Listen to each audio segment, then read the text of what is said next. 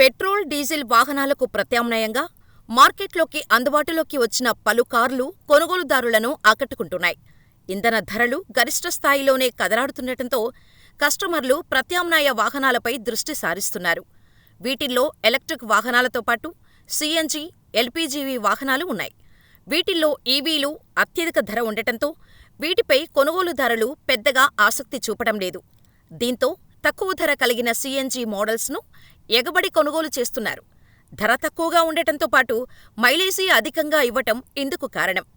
భారత మార్కెట్లలో సీఎన్జీ కార్లకు నిరంతరం పెరుగుతున్న డిమాండ్ కారణంగా వాహన తయారీదారులు అనేక కొత్త ఉత్పత్తులను విడుదల చేయటానికి సన్నాహాలు చేస్తున్నారు. వీటిల్లో Maruti Suzuki Swift S CNG నుండి టాటా నెక్సాస్ ఐ సీఎన్జీ కార్లు ఉన్నాయి.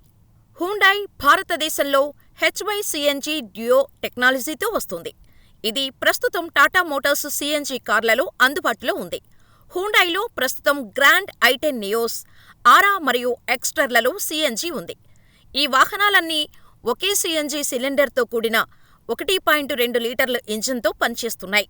హెచ్వై సీఎన్జీ డ్యూయో టెక్నాలజీని ఉపయోగించి కంపెనీ ట్విన్ సిలిండర్ సీఎన్జీ సిస్టంతో ఐ20, వెన్యూ వంటి కార్లను అందిస్తుంది. Tata Nexon i CNG. Nexon i CNG ఈ ఏడాది చివర్లో విడుదల చేయనున్నట్టు టాటా మోటార్స్ ధృవీకరించింది. భారతదేశంలో టర్బో ఛార్జర్తో సీఎన్జీతో నడిచే మొదటి ఎస్యూవీ ఇదే. ఈ అదనపు ఫీచర్తో నెక్సాన్ యొక్క ఇంధన ఎంపికలు పెట్రోల్, డీజిల్, ఎలక్ట్రిక్, సీఎన్జీకి విస్తరించబడతాయి. ఇతర నెక్సాస్ వేరియంట్ల నుండి దీనిని వేరు చేయటానికి దీనికి ఐసీఎన్జీ బ్యాడ్జింగ్ ఇవ్వబడుతోంది. Maruti Suzuki Swift S CNG. Maruti Swift 3 cylinder Z12E ఇంజన్తో సీఎన్జీ ఎంపికను పొందే అవకాశం ఉంది. ఈ పెట్రోల్ ఇంజన్ 80 bhpని ఉత్పత్తి చేస్తుంది. అయితే సీఎన్జీ మోడల్ పవర్ కొద్దిగా తక్కువగా ఉంటుంది. కాగా ఈ కారు ఎప్పుడు రిలీజ్ అవుతుందో ఇంకా ధృవీకరించలేదు.